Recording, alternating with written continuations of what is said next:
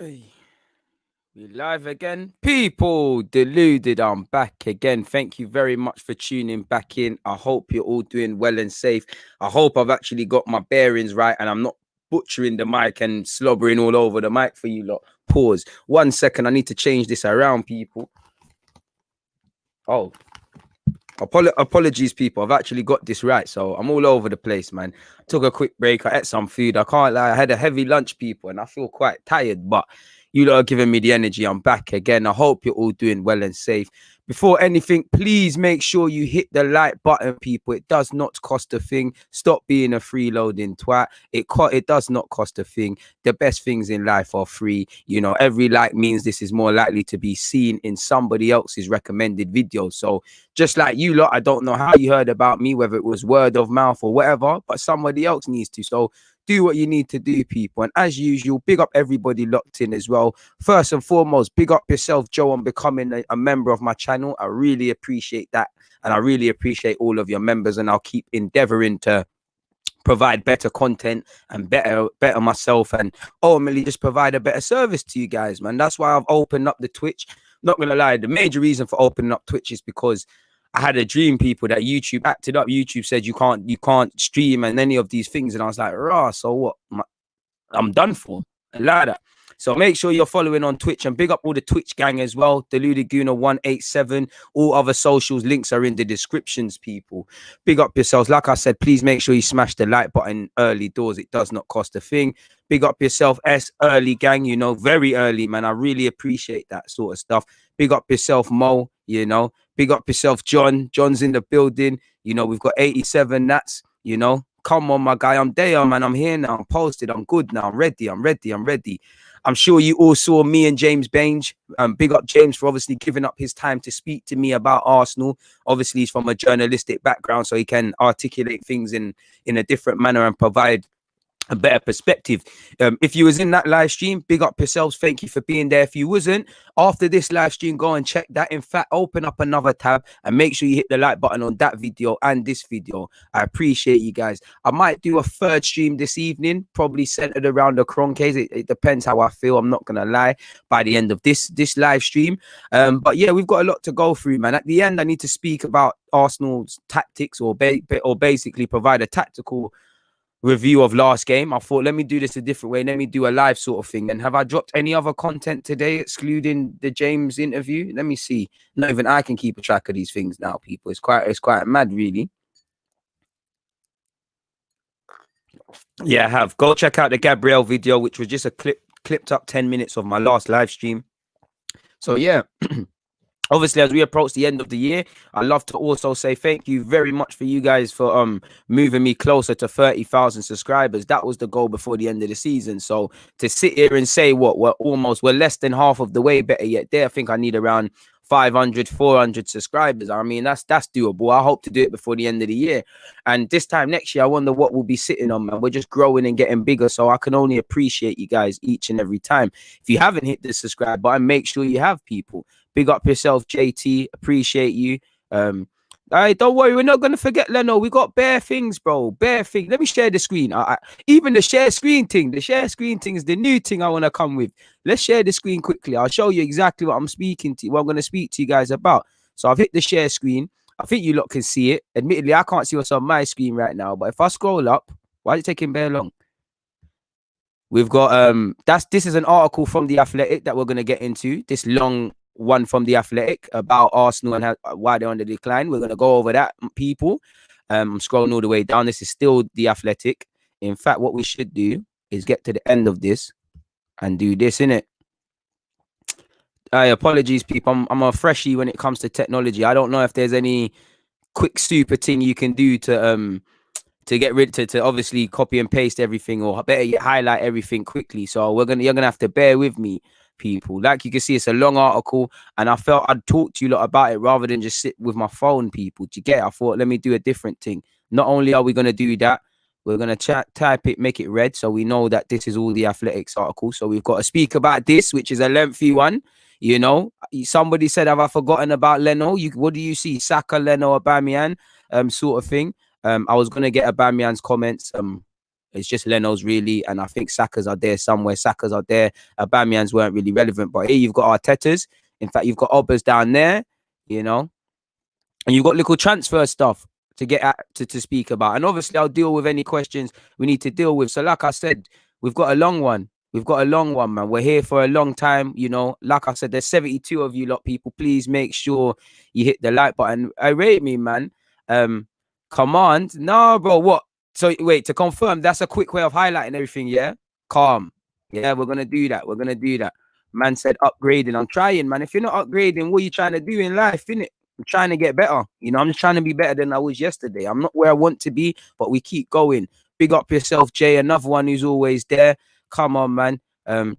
Come on, man. Hit up. Come on. I always show love to the Twitch, them people, man. Big up the Twitch. I'm getting a lot of positive feedback, man. A lot of positive feedback from you guys. Daniel, well, go on, my guy. Hope you're good. You know, I love to see that you're loving the stream. You know, Bells, a long-time viewer and supporter of my content. It was in, you know, in good spirits after the live stream with James. I didn't know if I would be able to be. I knew James would provide quality, but I didn't know if I'd be able to step up to the plate. So nice to see you look like that live stream and thing. So big up yourselves. Ryan, hopefully, you know, Fabrizio Romano, he's been on a lot of channels. Hit him up. Let's see what we can do, man. I'm going to speak it into existence. I want Thingy, man. I want Thingy. I want, what's his name? I want Guillaume Balagay. I want David Ornstein. I want to be with Ian Wright.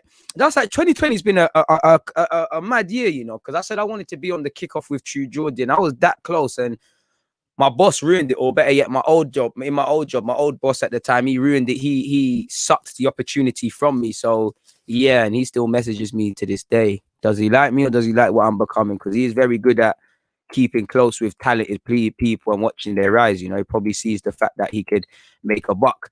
Big up Classford, real North London man. No, big up Classford. You know, at least Classford would be on the Fergie time. I used to play for Boardwater Farm, but when I left Boardwater Farm, I used to play for Edmonton All Stars. And literally, every time you played Boardwater Farm, you knew that they were winning because they're gonna keep the ref. He's gonna keep the ref playing until they get into the game. And Boardwater Farm used to love having these oversized youths, man. We're like 7 years of age. Man are looking close to 15. Like they're running past me. I'm smelling mad grown teenager testosterone BO. It's all mad, people. But big up Classford. At least Classford would buy the refs and get us on side, man. So yeah, man. Love to see you all here early doors. Big up all my JA tugs. We've got people live from the trenches in Spanish Town. Swoop. Real G's, man. I miss Jamaica. Do you know how much I want to go back? How much I want to go back and never come back? Oh, man, I wish I was you. Big up the members. Claudius, I hope you're doing well. Sanji said 400, actually. Not too sure what you mean by 400, but fair play. Do your thing, my guy. Please make sure you're hitting the like button early doors, people. Early doors. So it's nice to see you're all in good spirits. It's nice to see you all in good spirits. What's Joel saying? I hope this time next year, this channel will be talking about how we're doing good in the league. Bro, you, me, everybody. Hopefully, man. Coming with the headphones as well. I see the development plan. I see the onions on the chopping board. I guess you real G's remember when I gave the example about Arsenal and that, although I don't want to see the finished product, I need to go in there and smell some Scotch bonnet, see some onions being chopped and the rest of it. You know, to be honest, I would love to sit here and say there was a master plan behind the headphones. These got wrapped from my previous employer. Not talk too tough and say anything incriminating, but this is just basically because the Blue Yeti mic, you know, allows you to put headphones. And I thought, why not be able to hear myself in case a madness happens, man? Yeah, man. Big up yourself, a Ak. And I hope so, man. If we can get 30k, we're living, man. Like Robin said, don't be a freeloader. There's 106 of you. There should be 106 likes. Don't be an idiot, man. 400 subscribers to 30k. So yeah, can we do this thing, man? Are we gonna be able to get it? Are we gonna be able to get it? Who knows? But let's give it a real fight, man. Let's give it a real fight. So if you're not subscribed, hit the subscribe button, man. JB. Bro, I buck you lot, members or not, I buck you lot all the time. Like some of you lot have seen me actually having fights. Appalling to say. Good thing you ain't tried to damage the brand. Some of you have seen me playing football. Some of you have seen me on the train, in a restaurant, in Sainsbury's, in Tesco's. I've seen bare of you, you know, Oxford Circus, Edmonton, 4th Street, you know, Tottenham High Road, on the train, like I said, New Year's, when I'm having handbags on a football field for my team, my former team, AFC Edmonton. People are saying, oh, deluded. I'm thinking, right. on that topic as well, make sure you've all unsubscribed to AFCM and any of them bitch guys who are listening to me right now. I know you lot are listening. They done the guy dirty, stripped of the captaincy and dropped on a Xhaka thing, but ain't nothing. Real G's, you know, team shit anyways. And they got to thank me for getting things like getting what 6K like subscribe 6K views on a certain video. You know, half the comments is saying DG brought me here. Let's see if the marketing continues, but let's not throw any more shade. If you are subscribed to FCM, and unfollow that because DG is not there.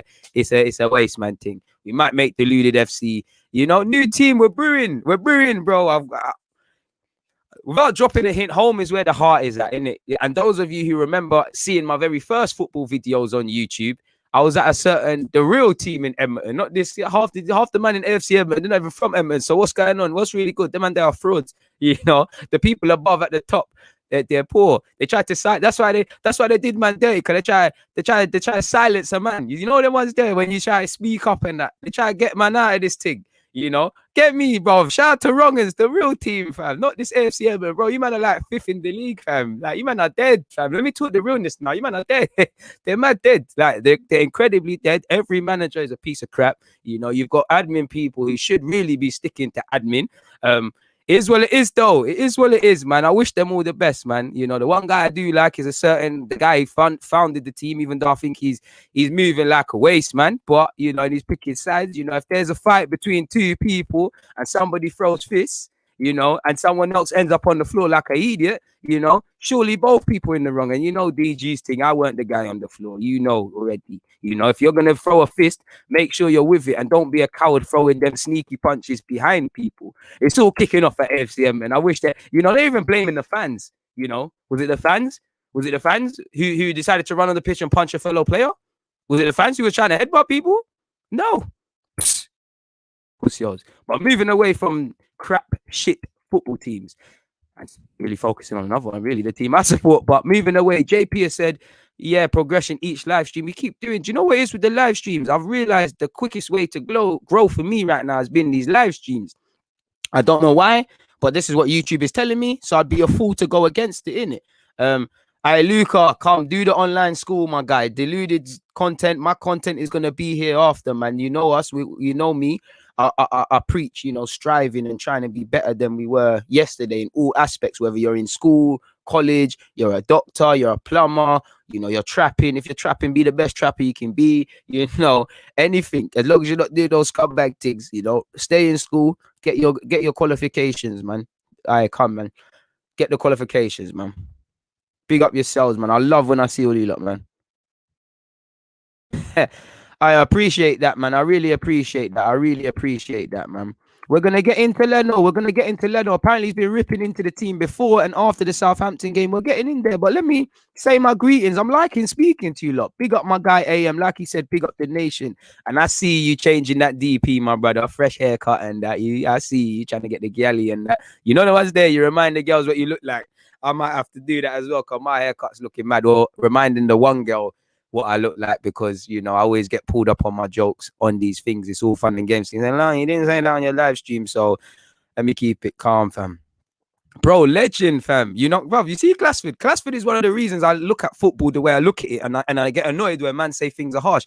Bro, I've seen Glassford telling 7-year-olds you're not going to amount to anything in life if you don't fix up. You know, I've seen stuff get real, you know. You remember when you do the, you know, like you said in Dunhill's Park, and also the community center, them laps separate the boys from the men sort of thing. Big up yourself as well. I really appreciate that, man. If you're new to the content, please make sure you've hit the subscribe button. I like to think that, you know, I'm honest with my content. I just stay honest to myself and say what I believe, you know. Big up 14 Gulan, Poland, you know. Every day I get shocked by the nations that are watching this thing. Poland, you know. Big up all my Polish supporters and big up all the Polish man them there as well, man. Oh, 4th Street. Man, that's where a guy's from, man. Where do you play, my guy? Where do you play, my guy? Where do you play? Bro, they rub themselves up by doing dumb stuff, giving positions of power to the wrong people. AFCM and rub themselves out, man. That's why the man they ain't gonna do nothing, fam.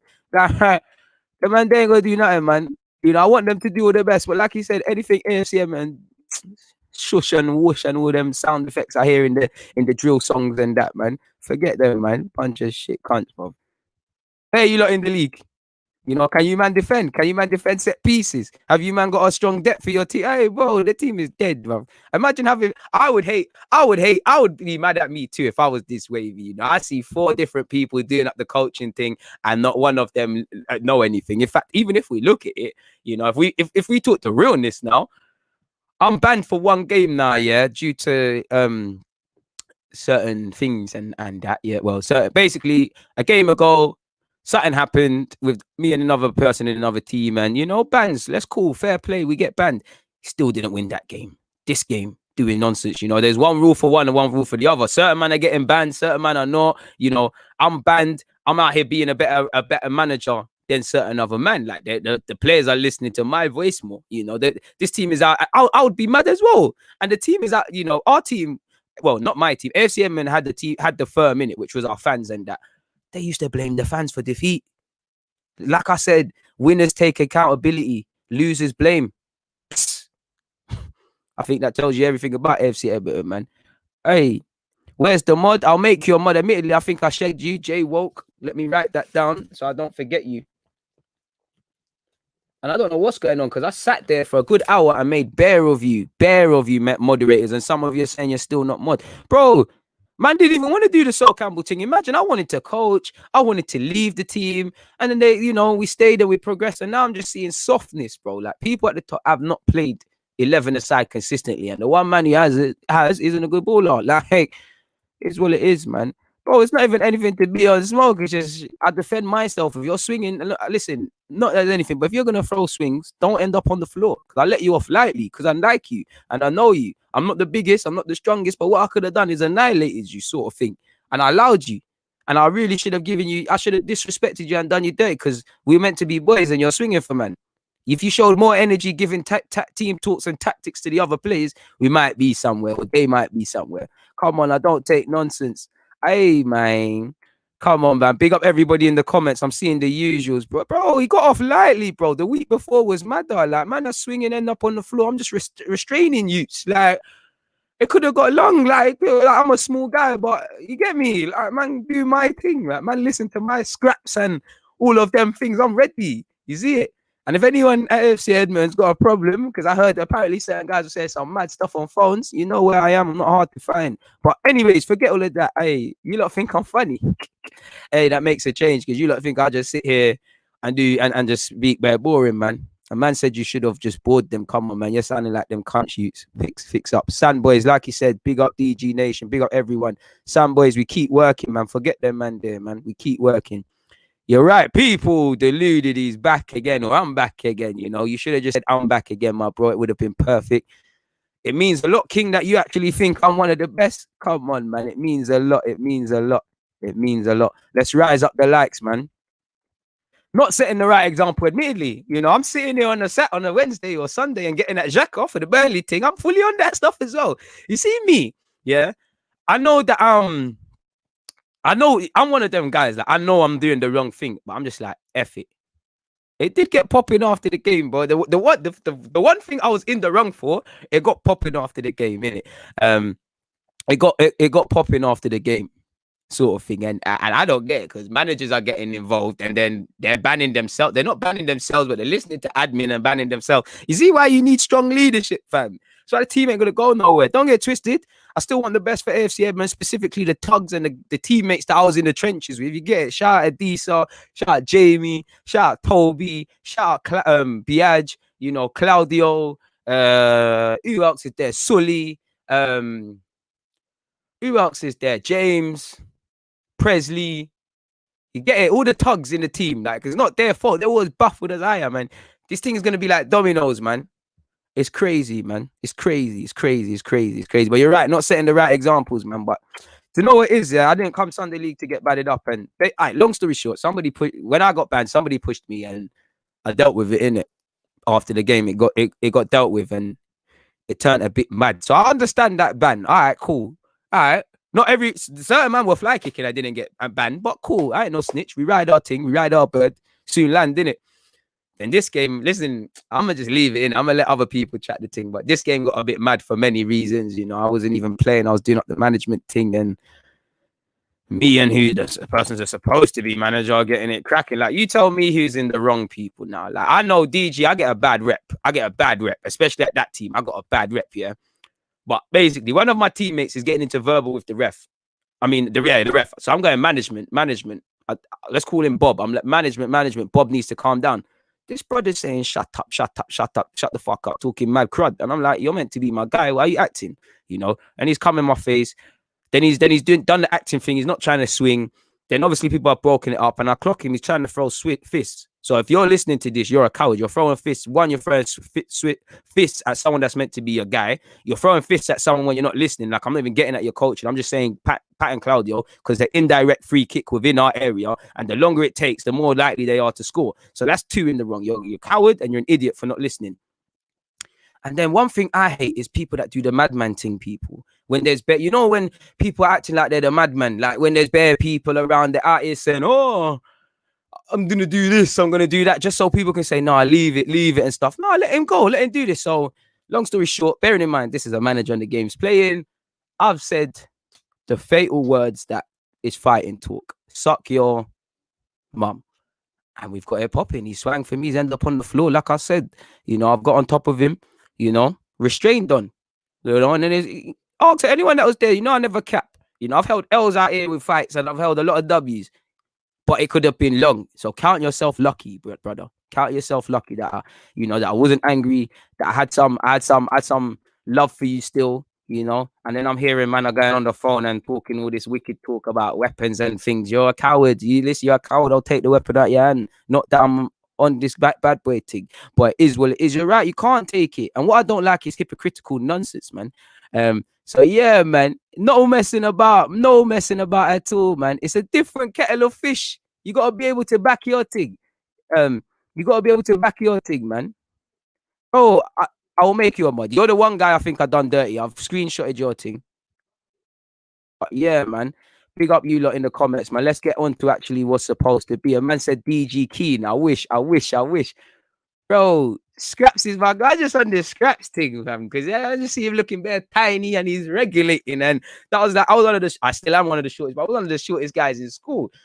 And I remember I just used to look at the guys in the older years as giants, but there was this, let's call him D. There was this one short guy. I must have been year 7, then man, year 11, year 10. I'm like, no, this guy's tiny, but he's commanding some mad respect. No one's trying to mess with him.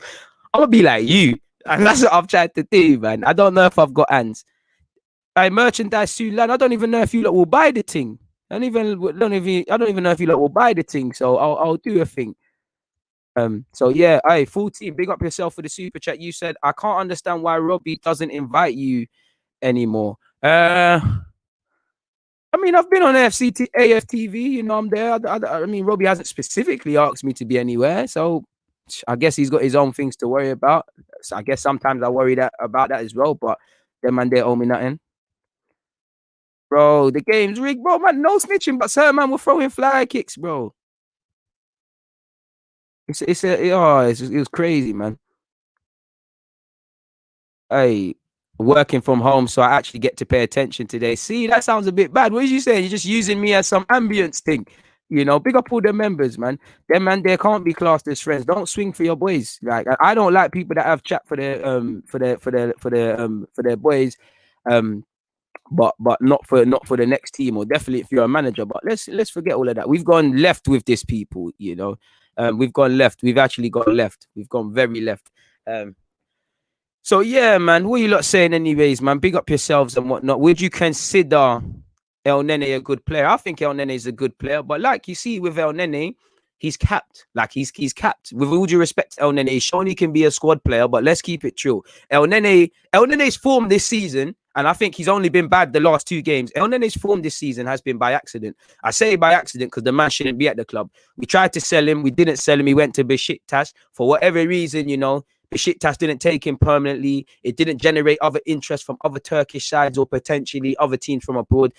So it is what it is. And I think it's quite damning. You know, Arteta, there was talk of El Nene getting a new deal, contracted until 2022. The way he's playing, cool. I wouldn't necessarily agree with giving him a new deal. A new deal, but either way you have, innit? And I think it's quite telling that Arteta said calm down. And I think people like El Nene, it's Arsenal fans. We do this thing where a couple man get into a good run of form and we start gassing it. It's like if Bellerin gets in a good run of form, with all due respect, I want to see him in a good run of form, but them man there will show their, they'll be hot and cold. That's what I mean when I say there's bare hot and cold, man. David Luiz, hot and cold. I think man make out Holding's mad dead when he's not, but he is hot and cold. Do you get? There's too much hot and cold man in the team. Xhaka, hot and cold. He's had some good spells. He's had some very dodgy spells. So I do think El Nene is a calm backup player. I do think El Nene is a calm backup player, but beyond that, my people, I don't think there's much to it. Apologies, because I want to clip up this for you lot that aren't listening, or people that aren't listening at the time. But I'm looking at midfield, and midfield's a scary area for me, because Edu and Arteta were midfielders. And I always look at the position a man played to see, if there's stability. Nuno of Wolves was a goalie, so you can see why the defense have a good unit. Goalie is part of the defense. Do you get? That's the sort of things I'm looking at. Lampard was a midfielder, so he kind of wants this midfield play. Arteta, I'm not seeing what our midfield reflect. Edu, I'm not seeing mentally what our team reflects, because you was part of the, when Arsenal was winning stuff. Winning stuff and it didn't happen, but I'm not really seeing that either. Our whole basis of midfield is going to change, because excluding Partey, there's a good degree to say none of these midfielders are going to be here next year. You've got Torreira out on loan. We don't know how it's going to go. We've heard this. We'll get on to it. I don't want to spoil it, but 1 minute he looks like he's getting recalled. The next minute he's staying. Either way, he's not playing, and he's not doing the Lucas Torreira things I and some of you thought he could do. He's just there, innit? So again, he's still contracted until, I believe, 2023. Guendouzi doesn't have a future here. Upsetting for me. And this loan is to put him in the shop window. Like El Nene, contracted until 2022. El Nene, the same. Ceballos is only here on loan. There's a lot of reports saying Xhaka needs to leave the team, and he's going to leave. So that's 5 man.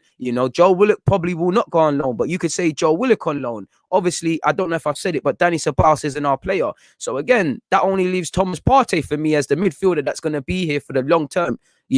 On the field today, Partey is probably the only midfielder we believe in. Like, I do think you can get a tune out of El Nene, and we have this season. And I know El Nene's been poor 2 games in the spin, but for me, if El Nene is fit and Partey are fit, at least until January, we can do something. Them 2 play in midfield. Now, for me, if you're going against a team where you're going to concede possession and stuff, I get you needing both of them. But I think Partey can do what El Nene does, and he's got more about him with the ball. So you could play a bit more of an expansive partner with Thomas Partey. Ceballos, we're still talking about the same things when he joined the club, good and bad moments and things like that. Xhaka, again, if you have to keep debating if a man has been here for 3-4 years, if they're a good midfielder, they're probably not. I do think he's scapegoated at times. I do think he's had good moments, but he's also had some terrible moments. So do you get it? Joe Willock, for me, should probably go on loan next year, but he'll probably be here. So it's only Thomas Partey. So we need a midfielder or 2 minimum between now and the summer. And when I hear we're ahead of our planning for summer 2021, when I hear, we're scouting and we're doing this and we're doing that, I hope so. I really, really hope to God that we really started planning on our summer the second it became evident that we couldn't bring in Alwa and the window shut in the summer. I really hope that was the case. But will it be? Part of me hopes that, like I said, for me, out of the current midfielders that Arsenal can field against Everton, in theory, again, let's just say Partey isn't injured for the sake of this example. Partey is the only one that, for me, has a future here. El Nene can do up the squad. He's going to have a year left. Can we sell him? The 2 midfielders that have gone, Torreira, mentally, if he wasn't here, attitude problems with Guendouzi, I get it. But them 2 would be part of the team for me. I don't see, I'm not really a fan of the midfield partnerships we're seeing. Saying that, El Nene and Guendouzi, did they play against Everton away 1 year? They weren't exactly the best. So, yeah, man, we're going to have to really... Centre mid is an area I'm looking at. Because, again, our defence is one thing, but midfield is crucial to your attack and your defence. And we're too open. We're not a well-engined unit in that regard. So, we'll have to see, man. Big up yourselves. Please make sure you hit the like button, people. Man said F Arsenal. This sounds much better. A couple of you saying you like my story times. Hey, man. Bro, time out. I would listen. If you was as short as me and I command respect with the teammates and I know more about football and I'm better looking and, you might have better things going for you academically and careers wise, but I'm wavy and, I'm essentially a fan. I'm giving the team talk and they're listening to me more than you and you're not silent. I get why you'd hate DG. I get why you want DG at the club. It makes sense. You man there got your wish. So make it count, you know, make it count. I want to see AFCM in the top division. I'm going to laugh if you don't. Make sure you get promoted. Or I'm going to be, it's happened again. It's happened again. Big up yourself, Jack. Thoughts on the red card? Cheeky plug of my old content, but I've today uploaded a bite-sized clip of what I feel about Gabriel's red card specifically. So open up another tab and make sure you check out that one, my guy, in the build-up. Well, in the build-up to whatever content I've got coming later, and obviously this. So it is what it is, man. Big up yourselves. Make sure you're all hitting the comments section, people. Please make sure you're all hitting the like button. Hey, Deluded. Some content creators provide clips for free live replays for a membership fee. Okay. Fair play. All right. Big up yourselves, man. Bro, Kroenke out, Board out, everybody out, man. Everyone, you know, personally, Arteta can have all the question marks, you know. In fact, let's make this another clip. Personally, I'm not saying that Arteta is going to be the man. Clearly, he looks out of his depth. Personally speaking, I'd rather some of these players go and the board obviously and the owner go than Arteta, because I don't think they've helped him potentially. I think it fundamentally stops with Kroenke, because this is the mentality and it doesn't trickle down. I feel too many people are left to their own devices, and I think it's quite damning that the owner or anyone on his behalf, of his direct behalf, not Tim Lewis, have a hands-on approach. You've got Edu, first time in this role. You've got Vinay, first time within his respective role. Arteta, first time within his respective role. Where's the experience? Where did these pull? Because Arteta's like the players in this. You know, you've got to pull Arteta to the side and say, what do you think you're doing well and whatnot? He's got to be self-aware. So it just seems like people are left to their own devices at Arsenal. And this is why we are a mess, people. That's why I don't think it's as basic as buying new players, as getting a manager out and this and that. You know, we'll have to see. Hopefully, I can be very entertaining for you. And if I am very entertaining, please make sure you hit the like button. It doesn't cost a thing. Please make sure you hit the like button. It does not cost a thing, folks. Hit the like button. Do what you can to get the DG brand out of there. So yeah, man, let's crack on with some of the stuff now, man. We've been here for 32 hours. 32 hours? That's a madness. We've been here for 32 minutes. Let's crack on, people. Let's actually crack on. Let me share the screen again. Do the share screen thing. Share screen's probably easy when you have two monitors. Right now I don't have two monitors, so we can't do that, brother. That's the tab I want. So let's go. Let's start with the longest and the meatiest of ones, people, where you can see now, which is well, that's not that. We can speak about that after. Please, someone remind me to speak about the Arsenal fan forum that recently happened. But admittedly, pardon me, I'm here to speak about the Athletic. This was poking fun at the fact of, not even poking fun, just questioning Arsenal's poor start to the season, where it's gone wrong and things. And I've made a mess, people. I can't lie. This writing is too small for me, so I'm going to need to make that bigger if I'm going to read it to you guys, people. So let's crack on. How did we get here? Arsenal are 15th in the 20-team Premier League, substantially closer to its relegation zone than the Champions League places. There is surreal quality to their plight and a cautionary tale, but a careful management of the football club. Spirits may have been raised by a dogged 1-1 draw with 10 men at home to Southampton, but the table still makes for bleak reading. Okay, let's just get into let's just get into it, people. Let's just get into it. Apparently, newer staff talk of the need for a fundamental change in the culture and mentality at London Coley. That if Arsenal continue to exist in the comfort zone, they'll continue to slide. Complacency is a killer. I get that. I see individuals that, listen, there's a difference between complacency and comfortable. You need people to be comfortable. If you're not comfortable in your job, you're not going to do best. People need to be comfortable. It's where it goes to complacency. Someone like Willian, I'm not to scapegoat, but he's a perfect example. Where is his priorities? I'm not questioning his integrity, but where is his priorities? Unauthorized trip to Dubai where we hear for commercial things. Not only was it stupid, with at the time COVID things in place, was it a stupid decision to make, as you guys already know. You could have risked your health. Again, it's a article that doesn't need to be met. But you've also told me that it's not, it's not your priorities. You could have used this time to train. Instead, you want to fly unauthorized. Like I said, you've got the new Puma deal. You've got your restaurant, and your family wanted to stay in England. Why are you at Arsenal? Why does he want to be here? That reflects comfortably. Marie and Cedric, I'm not getting at them because they ain't done anything. But what do they get permanent deals off the back of? You know, it's too comfortable at this club. There isn't really pressure. Yeah, there's the occasional pressure when there's poor results. The manager might say things to you, but I don't think there's pressure. I don't think there's pressure. I don't think Kroenke is a voice that they can look at and say yes. I don't think Edu and that are applying pressure to Arteta, because if he was applying pressure to Arteta or he felt his job was at stake, he wouldn't persist with certain players or doing things in a certain manner. I don't, and I think, and I'm not saying you must stand over Arteta and put your head over his shoulders and things like that, but pressure makes us all perform better. It all makes us perform better. And when you've got no staff that reflect that, when you've got very little players that reflect that, it just makes Arsenal look like one big facade, which it is. And we are going to constantly slip because, again, alarm bell should have went ringing the first year we dropped out of the Champions League. Or in fact, the first year Spurs finished ahead of us because we were very lucky, not because of Spurs, but we could have not been playing Champions League football full right that season. But it's complacency. We're approaching 5 or 6 years now with no European football. You've just brought someone like Thomas Partey to address an area we've been missing. This is complacency. This again tells me reactive. Very reactive. Apparently, the new staff feel that standards have slipped over such a long period that bad habits have become ingrained and not addressed. Sometimes it requires a fresh pair of eyes to tell you who you really are. And that's one thing I'll give Arteta for all his criticisms. He's been very vocal on us needing to sing from the same hymn sheet, for us needing to all fix up our mentality, for the problems that are off the field needing to be addressed, and the structure problems and the mentality. He's been clear on that. And like you said, you know, old habits die hard. They become bad habits. You know, everybody at this club has bad habits. It's as simple as that, really and truly. Apparently, insiders feel that without a winning culture, without a different level of standard and expectation, Arsenal's potential will remain unfilled. And it has been that. You know, what did you move to the Emirates for? You know, there are some small individuals, yes, but a couple good quality players here. You know, Kroenke, for me, doesn't want to be a winner. He's barely invested any money. But when money has been invested, it's been mismanaged. You know, have we got bang for our buck with Pepe, with Lacazette, with Mustafi, with Granit Xhaka, you know, with the free transfers of Willian and Mkhitaryan? You know, did we?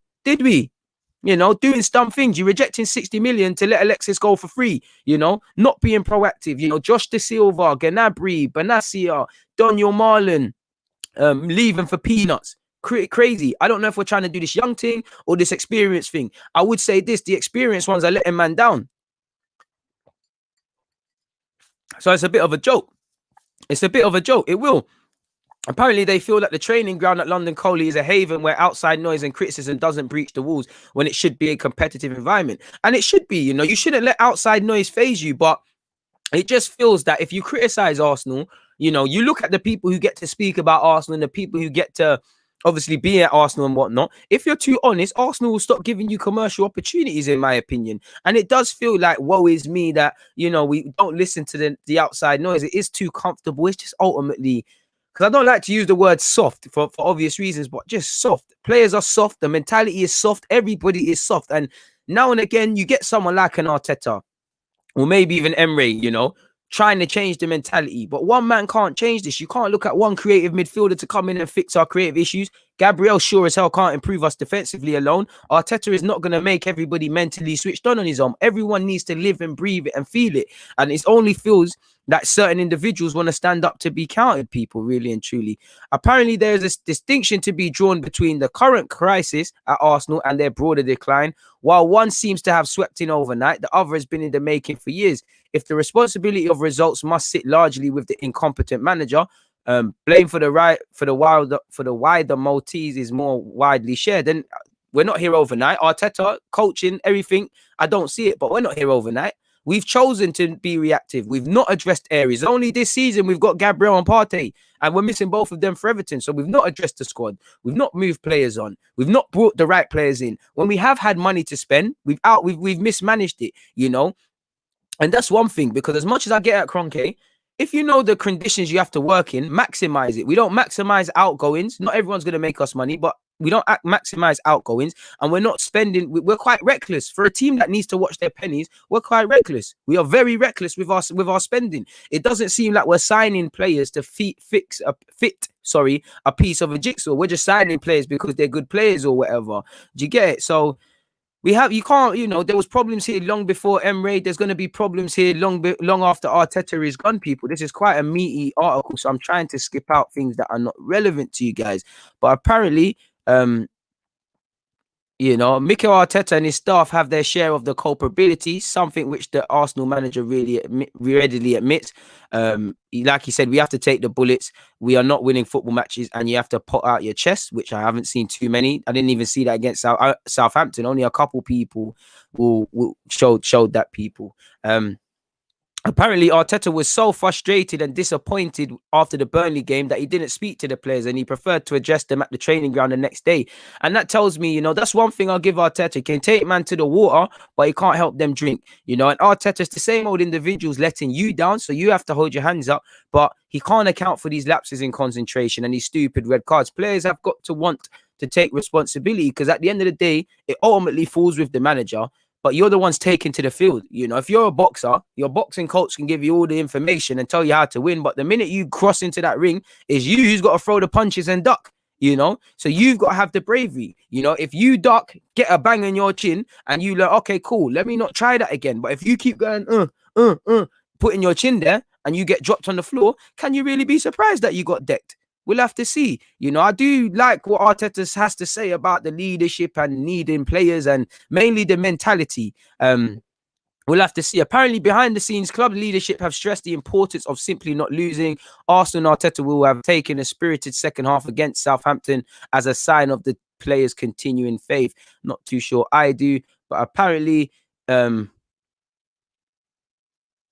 I'm trying to skip out the relevant bits. Apparently, people... Arteta has tried to tackle the culture head on, albeit with mixed results, consistently applying his behavior and non-negotiables. And that's where I have to get Arteta as well, because it feels like there's one rule for some and other rules for the others. Like you're seeing with Willian, like you're seeing with, how Pepe was hung out to dry versus Xhaka. Now, I feel Arteta learned from the Pepe one and applied it to Xhaka to not dig out a player again. And thinking about it logically, if you've seen that your players are turning on you and you've said that about Pepe and it's not been positive, you don't really want to say something about Xhaka, where we know from Emre days, he's a very big character in the dressing rooms. He might not be a good player, but you get what I'm saying, people. So yeah, man. Applying again these non-negotiables and what he says about certain players in isolation, they make 100% sense, but it doesn't stack up because you look like a hypocrite with certain others now. Apparently it's proven increasingly difficult with some accusations of double standards, which I think there is. Apparently there's also some anger within the club when Willian was permitted to start the match against Leeds after his unauthorized trip to Dubai. Unauthorized, commercial, off the back of us playing poor form. This tells me you're not really in it and you're still playing him. So do you mean you trust Willian more than the other individuals, or do you think he's a better option with his poor form? These are things where there's been a lot of things Arteta has had to deal with, but he has to take responsibility. The very things he can control, he hasn't helped himself really and truly. I do think this job is going to make Arteta a better manager because, he's had to jump in at the deep end. If he succeeds, great. If he doesn't, it is what it is. I think he's the only one that's going to benefit really from this job regardless, because he's jumping at the deep end. He's had to deal with the COVID stuff, the Xhaka stuff. There's been many different side things Arteta's had to deal with aside from us just being a poor football team. How can we get to become a good one? Apparently, the feeling from some quarters was that other players have been more harshly punished for less serious transgressions, which 100% is true.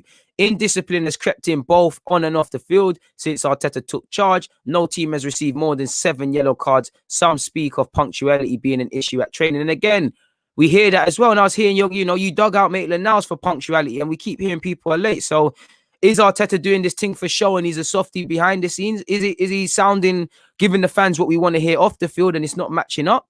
And again, it's down to delegation because one man can't change this team. You need eyes and ears. When Arteta is off with other players, he needs to know what his team think. And you're never going to know your team's true feelings of you or how they really feel when you're in the room with them. So he needs to be a bit smart and play the game a bit, I feel. I think he's shown good examples when he came in last year of good game and man management.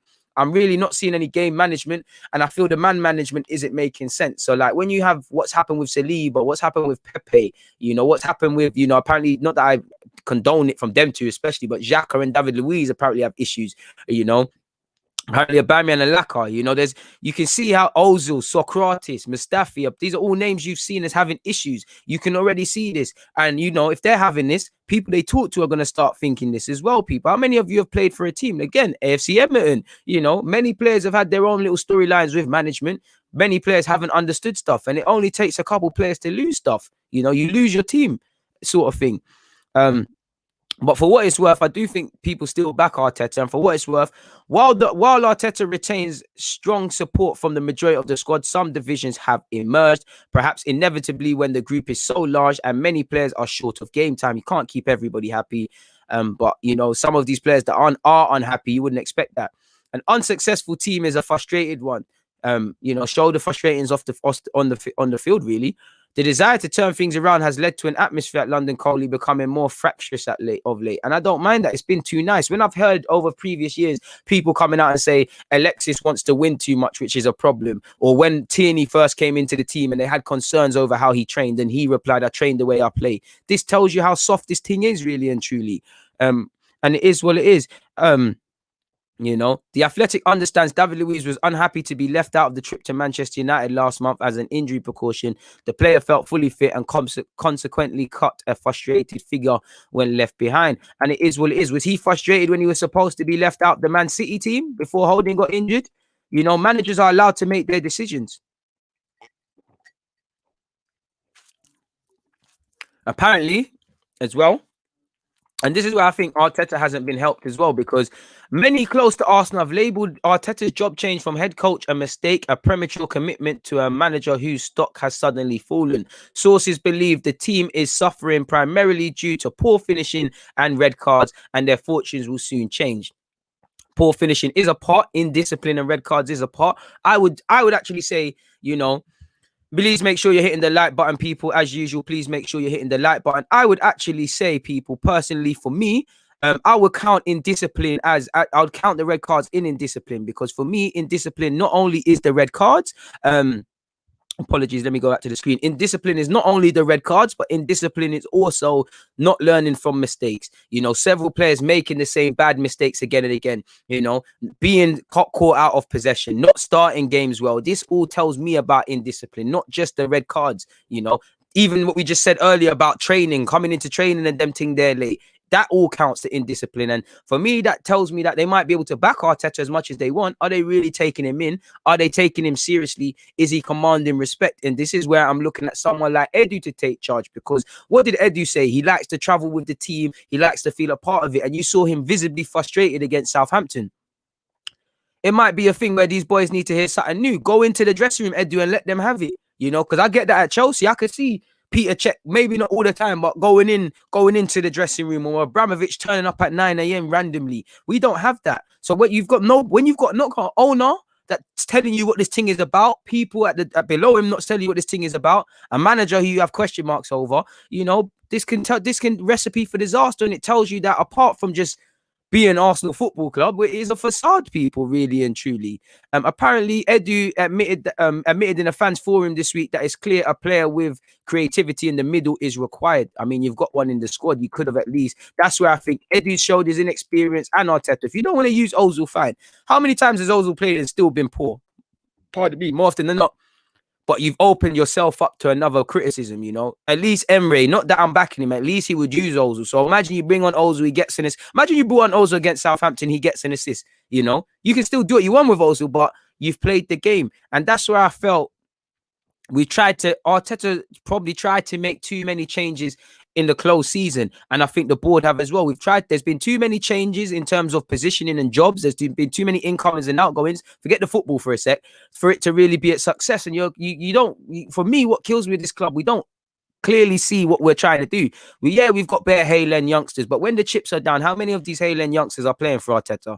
Arteta's retained faith in these experienced players. Am I lying, people? The ones that have let him down. He's not giving Nelson time because he feels he needs an instant impact. So he's going with Willian. He's not bringing in a Maitland-Niles because he wants to go, or someone because he wants to go with Bellerin. You know, he's not playing Saliba, apologies, because he'd rather use Mustafi, who's got 6 months left. And I'm not saying Mustafi's got commitment issues, but what is there for Mustafi to have any allegiances to you?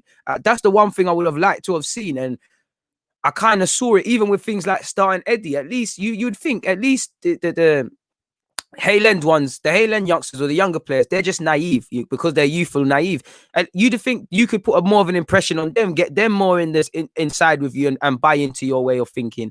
You know, I say that when you came over, Xhaka was loving you, Ozil was loving you, everyone was loving you. I personally feel something happened in the summer. We'll never find out, but something mad happened in the summer because I don't know what's happening with Pepe and Ozil. I don't know what's changed with our tactics. Arteta indirectly spoke a couple of days ago and kind of said even when we won the FA Cup sort of thing, there was still a lot of problems. I don't know what's happened in that regards, people, but we have to see. Apparently, the Athletic understands that Arteta's positioning remains secure. The sense those familiar with the club's executive team have is the young player is regarded as a long-term appointment. If you're going to count him as a long-term appointment, then help the man. You haven't helped the man. You have not helped the man. This is probably going to be the hardest job of his life, where there's been a lot of things, quite frankly, that an experienced manager shouldn't have to deal with. You know, there's been a lot of things off the field he's have to deal with. Have you helped him, or have you instead hidden behind him and you occasionally come out now when he's under pressure and say, oh, you know, we retain faith? Arteta knows he's the fall guy. Like I said, Arteta isn't blameless. The very small things he can control, he's provided issues, but people around him haven't stood up to be counted. At least Arteta's standing up to be counted in a sense. You know, so help him. If you've got a long-term investment, look after him. You've got a long-term investment in Arteta. Have you helped him? You've got a long-term investment in Saliba. Have you done the best for that young man to develop for this season? You don't know the answer. Apparently, despite being on a learning curve himself, Arteta is viewed internally as more of the solution than the problem. Nevertheless, the speed in which the crisis has developed, Arteta feels astounding. Nobody, including the club's executives and owners, anticipated this. Just 4 months ago, he was lifting the FA Cup at Wembley. And this is it. You didn't anticipate this. So you mean to tell me you thought that this form would last? You thought this moment would end? Some of them players that won the FA Cup and were part of the team have been part of failures. You know, if you type in, with all due respect, if you type in Mustafi and Xhaka, you know, you'll see good passes and maybe good moments from both of them. But I'll be surprised if there isn't own goal statistics. Well, not that they both have own goals, but just mistakes and red cards and just errors and stuff. There's probably hella compilations on YouTube about errors. So what are you lot talking about? You knew form wasn't going to last. You knew, even if this is where inexperience, where I look at Vinay, Edu and everyone, because again, we all know, you should have seen with Emre, and we see it all the time, even with Oli at United. A new manager comes in, there's a small bounce, everybody buys into it, but sooner or later, you've got to evolve. You know, footballers' attention spans are short. So maybe Arteta hasn't shown that development. Maybe the novelty's worn off. Maybe the players have become not convinced, to which you needed to bring in a midfielder or two. Like I said earlier, you look at our midfield, apart from Partey, who is going to be there in 2 years? There's a case for Bearman to leave. So what is going on there? And two of the people, Arteta with, who is now a manager, not just a head coach, and obviously Edu, you lot were midfielders. You know, is it a knock-on effect thing where, again, like I said at the start, I have to get onto Edu, because whether you have no money or 10 billion pounds, you have to be able to work in the context. You know, can you find cheaper players that can address profiles? You don't have to get Aura and Partey. Can you sign someone from Brazil or elsewhere that is a creative number 8 and is a box-to-box midfielder? You know, you got rid of the scouting team and said you're going to use stat DNA. Where is the thing? Do you get it? But at the same time, you know, if you're having to beg Kroenke for money, you know, I can't really, beg to the point where you have to beg 45 million for Partey. How much is that affecting you doing your job? And likewise, because you can't bring in, man, that's affecting Mikel Arteta because he's working with duds. I'm not too sure. I'm just playing devil's advocate, people. We'll have to see, you know. And again, that again tells me complacency. And again, reactive, where we were reactive as a football club. We should have been proactive and said, cool, I want to see this in the league. Let's address all the areas early. I know there was COVID in mind and that one, whatnot. Please make sure you're hitting the like button. I know there was COVID in mind and whatnot, but we should have been proactive to plug the gaps, maybe bring in a marquee signing. Instead, you rested on your laurels. You assumed that, you know, our team could defend properly now, could attack properly now, and the mentality is all there when you didn't see it for 38 games. You know, you saw it for 3 to 4 games or so towards the end of the season, including the FA Cup run. It doesn't mean anything. And as this says, you know, we're approaching our 5th consecutive season outside of the top 4, and we're getting worse week in, week out. I'm not going to read this. Apparently, Arsenal owners knew that the period following Arsene Wenger's departure would be difficult. They've obviously linked it to Sir Alex Ferguson and Man United, who have their own problems. I'm not going to read any more of that. But apparently, Arsenal saw all they could to assemble an executive team robust enough to support Wenger's successor. In the months before Emre's appointment, the then chief executive Ivan Gazidez recruited Sanye to be head of football relations. Even Raul Sanye, he hasn't been replaced. You've given it to Vinay. Vinay is not a football man. Vinay is new in his role. You know, Raul Sanye struggled, but what he did have his contacts, what he did know is football. Vinay, you know, what's going on there? Vinay is the man for the numbers. Stop making men that are numbers men, football men. Stop making football men numbers men. Obviously, if they can do both, let them do it. But just listen, you know, keep man for what they're supposed to do. You don't buy a condom and start trying to blow it up like a birthday balloon, do you? It might blow up, but you'll see how stupid that is, isn't it, people? It doesn't make sense, in my opinion, you know. And again, clearly the off-field changes have harmed us. We've seen Hosfarme go, as you can see here. He was hired by Dick Law, who's also departed. The Michelin thing didn't work. It was a power struggle with this man, Raul Sanye, you know, and we keep having this change thing. Now we're doing the Raul thing. We was all happy when Glazidez quit, so I'm not going to speak about none of that. Moving forward, you just look at this, man. The list of executive departures since the summer of 2018 is quite something, and this goes across medical, analytics, high performance scouting, international scouting, and everything else, which tells you again lack of direction, no proactiveness. And again, Kroenke has to sanction it because he's the man, but at the same time, you know, what's being said in that regards, people? You have to question it, people. He did step on too many he did step on too many toes. It was a power struggle. Please make sure you're all hitting the comment section, people. I want to know what you think. Please make sure you've all hit the like button, people. You know, it's a retirement home over here, like you lot said. Big up Roosters. I'm checking the comments and I can see you've become a member. Smash the like button. Come on, man. It's always there, man. Good to have a story time here and there. I guess why not, man? I don't have much stories to tell. I'm a boring guy, but I'll see what I can do for you guys. Please make sure you're hitting the like button, man. Please make sure you're hitting the like button. The thing that's mad about Williams' transfer, the fact that we had Mickey, bro, this is it. You know, I don't mind in isolation. If we had what's the word I'm looking for? A philosophy and stuff, and you get a Willian or a Mkhitaryan or someone like that isn't the profile you're looking for, I don't mind. The fact is he's not a good player, and you're giving them high contracts, big lengthy contracts as well. You're making it tough. You know, you had to kind of make this way. You had to make Mkhitaryan cancel his deal, which you probably had to give a compensation fee. Like you can see, we've lost Darren Burgess, we've lost Jason Rosenfeld, we've lost Michelin Tack, Glazidez, not that I care about him, Francis Kahegio for me, which is the most concerning. You've seen Sanye go, and you've seen Hosfarme go, who was in charge of contracts. And I don't want to talk too tough, but a lot of people who I speak to are connected with the club, and certain players and things like that weren't too fond of him and said he talks the part. He doesn't know what the F he's talking about, and he did frustrate people with the contracts as well. Maybe he's a big part as to why contracts took so long and things. So we'll have to see. So yeah, and as you lot know, I don't mind promoting people long term, but at each turn, Arsenal have sought to promote internally. Sanye and Vinay succeeded. Glazidez on the outgoing CEO's recommendation. When Raul Sanye left earlier this summer, you know, Vinay and Edu effectively assumed his responsibilities. So yeah, people. Apparently, you know, you've obviously seen Mikel Arteta's role change from head coach to manager. While some see this as a promotion of a natural consequence of the hands-on holistic leadership style, others close to the club have characterized it as a hasty and untimely, unnecessary move. And again, complacency. You know, you gave it off the back of a few months or a few games to Arteta, you know. And again, it tells you he's getting his foot under the door. It's telling you he's getting more comfortable when he still has a lot to prove. You know, this should have all been done at the end of the season. Now, I get it if it's to help with long-term and more clarity over roles, but when it turns like this, it's quite poor, you know. Like they said, you know, you've burdened a young coach with a lot of responsibilities he does not meet, and there's a lot of things Arteta has to just looking at the team from a footballing point of view. How much is there to do before you talk about transfers and this man coming and that man going, you know, let alone having to deal with new targets, having to deal with this squad and the numerous things that pop up with this season is crazy. You know, as you lot know, as head coach, Arteta's specific focus was on player management, training sessions, team preparation, and opposition analysis. His sole objective was to maximize the performance potential of the first team. You know, the previous model was designed to shield Arteta from distractions and complications. Edu and Farme would lead any additional technical and organization matters. Per Mertesacker would handle the academy, and Sanye would coordinate the team and shield them from additional pressure.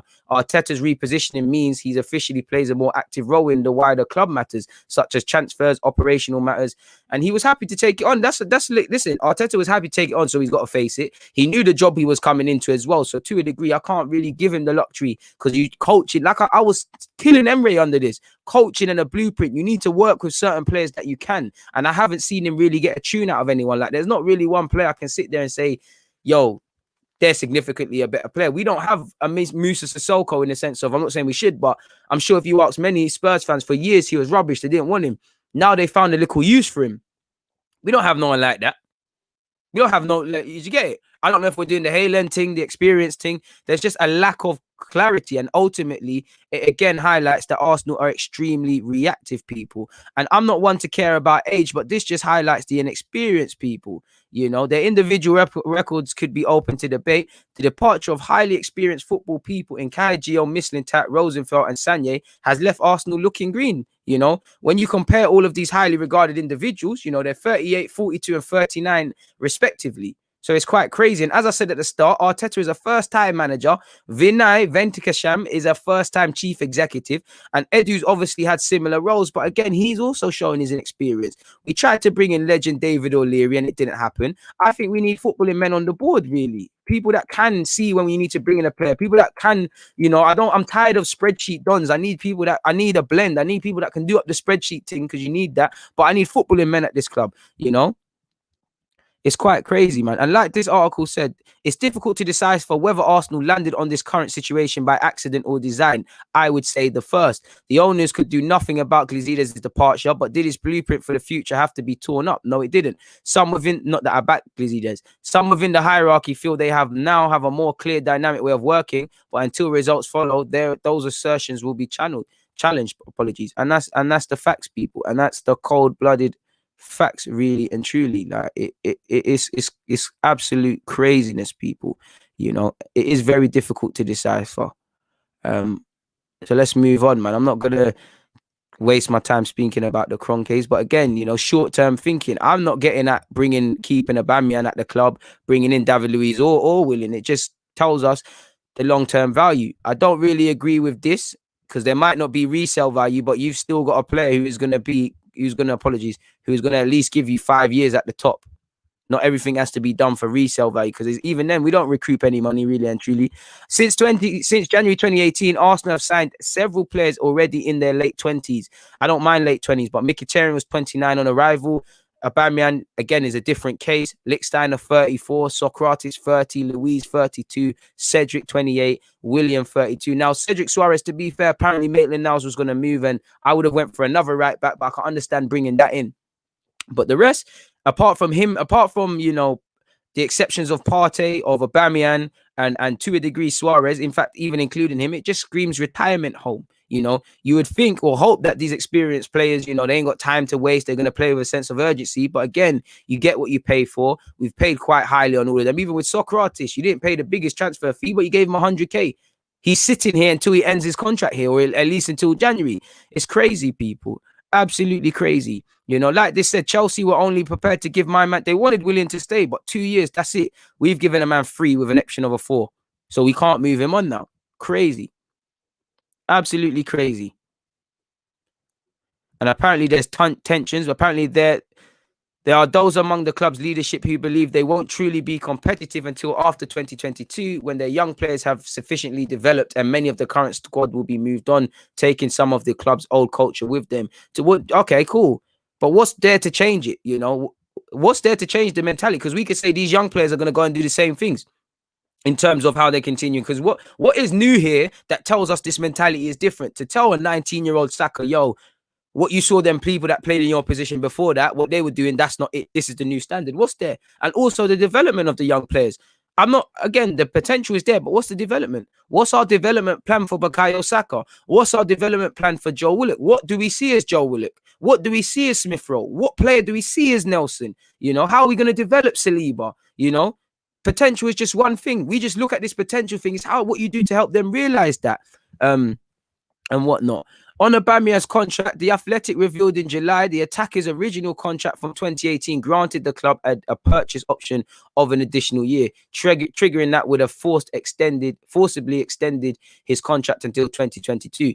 And obviously, with Aubameyang's problems right now in front of goal, it looks like that's the best option. But let's be fair, we were saying that's a good option. My problem is also this, because again, the Kroenkes don't spend, they're quite poor, but at the same time, the little money that has been available to us, we haven't done much with it. As I said, William free transfer, very expensive. Mkhitaryan free transfer, very expensive. I said Lucas Perez at the start of this. You know, Mustafi, Xhaka, any of these players going to be remembered in 3 years? Maybe these two for headaches. But already of them. To be fair, this guy didn't have much of a chance, but not that he was going to be good. And apparently, the Athletic estimates the club have spent 500 million in the transfer market, as well as significant compensation outlay for dismissing the staff members and additionally the staff of both Unai Emery and Arsene Wenger. So again, mismanagement. Mismanagement. You've got Edu being a hypocrite saying, I like the fact Willian is Premier League proven, he hit the ground straight away. Now saying he needs time. You don't know me, I love Arsene Wenger, but he once described Xhaka as a box-to-box midfielder, and now it's a deep line playmaker thing. We've broken our record. We broke our transfer record twice in the space of 6 months. Again, if this individual was doing his job, this individual probably doesn't come in. This individual's been a good player for us, but, I didn't buy him for assists, work rate, passion, making other players look good. These should be givens. We bought you to be a 20 league goal plus man, and you ain't done that, which is why it's not surprising that there's no talk about his contract, and they'll probably let him go. One striker I think should get a new contract is Eddie Nketiah, just for the basis of protecting resale value. He's increased his stature within the team. Am I lying, people? He's contracted until 2022. Go and make sure you get top dollar for him, Aubameyang's been a good signing. Let's not cap. There was an opportunity. I like Pepe, but again, 72 million. He was never going to justify that. But again, there's not a real plan for how you're going to get the best out of him, really and truly. Apparently, there are indications that might be changing, and the hierarchy do recognize the squad has major issues in terms of technical qualities, technically understanding and mentality. The signing of Partey was predicted on a tactical vision for the team presented by Edu to the club's ownership. However, that vision is yet to be realized. Obviously, Arteta recently told reports in Spain he needs 5 or 6 positions, which is a fact. And that is this is cool. We have bought some good players. Saka's emergent from the academy. I know Gabriel got sent off, but he has been a good player for us. Let's not lie. Martinelli's very exciting, and Kieran Tierney's been a good left back for us. But why these players, with the exception of Saka as well, why are these the only success stories? For every Gabriel, how many centre halves have got it wrong? For every Martinelli, how many times have we got it wrong? We got it wrong for 100k a week with Kolasinac, another free transfer, yet very expensive. I'm not gonna lie, we was told Kolasinac, Bundesliga player of the year, boom, boom, this, that, and the other, and he can't defend. So where's the IQ around this? It doesn't make no sense. Apparently, the last summer transfer window, capped by the addition of Partey, was largely greeted as a success. I don't think that is, people. We had to balance the books, and apparently, this is what happened, really and truly. We've only made, since 2016, that's been our sales, 198 million versus a spending of 500. So what does this tell you? There's no direction from those at top. We're mismanaging the pennies we're allowed to spend, and we're just getting it wrong several times over. And for a team that has to be self-financing, for a team that talks about academy and developing players, you should be making a lot more than that on player sales. You shouldn't let Gnabry, Benassia, Donio, Marlon, all of these players leave for peanuts, people. It's quite crazy. We'll need to do a lot more. We'll need to do a lot more, people. I'm not even gonna. And again, for me, it's just the Kroenkes, because I might do another video, but it's just the Kroenkes, people. They took sole charge in 2018. But I've been the majority shareholder since 2011. We stopped being a football club the moment we went there, people. Really, really and truly. I don't know if we're ever gonna get back to where we need to be while these men own the club. But we'll have to see, people. We really have to see. So with that is the end of that one. That was a big, meaty one. There's 395 of you here, people. Please make sure you hit the like button. It doesn't cost a thing, people. It doesn't cost a thing. Please make sure you're hitting the like button. It's really appreciated. And it does a little bit to making, my thing blow. You know, like you said, bro, Kolasinac, Mkhitaryan, Willian, all three transfers, all extremely expensive. All extremely expensive. What did we learn from it? What did we earn from it? It's crazy. Oh, I don't mind him being dropped and having a transitional year, but what is the transitional year at the end of the day? What are we trying to make him in? What are we going to do in the short and medium to get the long-term Saliba that we brought him to this club for? And the same goes for the rest of the young players. But again, it's very reactive, you know. We're reacting. A proactive team doesn't run around on the last day of the season for a centre-half they describe as a Rolls Royce, and previous staff member in Raul Sanye says that he's going to be our centre-half for a decade. You don't run around on deadline day trying to farm him off somewhere to Germany, to England, to the second division in England, or back to France. You don't. You have a clear vision. If you don't think he's ready, you get him back to St. Etienne, or you do what you need to do early doors. Am I lying, people? Am I frying? And it's easy for me to sit here and say this, of course, but it is what it is in that regards, people. It really is what it is, people. Moving away from that, and let's speak about Leno, people. Now, Leno did speak in relation to Southampton. I don't think I've got all of them to hand, people, but I don't think the comments are too dissimilar. And what I like about these comments is, like I said, losers blame people. Winners take accountability. You can question Arteta. You can question your own teammates. But you should, first and foremost, before you point the finger at other people, when you point a finger at someone, you have three. Well, if you point a finger at someone, people like that, literally, you have three pointing back at you, and even a thumb, really. So you should be, before you point a question at one, ask 3 questions of yourself or such, people. Really, really and truly. And yeah, take accountability. But for what it's worth, Leno believes that the blame does not lie with the boss, despite the club languishing in 15th in the Premier League. The coach is the least to blame for the fact we are in this situation. If you look at the way we were running around on the pitch at times, then the players are only to blame. The attitude is bad. The discipline is lacking, and we have no self-confidence. Now, for a player to say that tells you everything, because that tells you the sentiment of this club. That tells you where we are. And this is where I tell you, when we're underperforming, times in adversity, you see where man are. Everyone can shine when you're winning, you know. It's things like this. And I have a lot of criticisms about Leno, but I see Leno try to stand up. I see Saka yesterday again. Gabriel, he got sent off, but again, Tierney didn't have the best of games, but again, it's only the same 3-4 names that we're talking about. Some man don't want to fight. Some man can't fight. Some man just simply don't give a crap. Some man don't know how to fight. You know, and I look at these lot weird, because it's just weird, people. It's just weird. And it's like he said, you know, there's many factors at play, but the attitude is bad, and there's no substitute, because before you talk about bringing in players and tactics and stuff, the mentality needs to be spot on. I shouldn't have to see the attitude is bad. That tells me that a lot of you don't realize how privileged you are in these positions, and you're a bunch of pretenders. I shouldn't have to hear about the discipline. Forget the red cards. Like I said, to keep making the same mistakes, to keep vacating areas, to keep not picking up on runners. This is what I class as discipline. You know, no self-confidence. I always tell you what I look for in a player. I look for competence. If you're selected to do a role, can you do it? Are you consistent in that? There's no point being able to do it 1 week if you can't do it for 2 weeks. And also, are you confident? Because like I always say, in times like this, teams, I hope this is a blip, but teams go through a blip. I need to know that you believe in yourself. I'm seeing players hide, you know. Saka's the best example. Saka could have easily went down and took the foul in that game. He could have easily passed the ball. Instead, he said, you know, let me hold on to it and show my strength. Dribble past couple, man. And like you saw, he picked out a lovely, he picked out a pass, try to go for the 1-2. Eddie set up Aubameyang. People are hiding.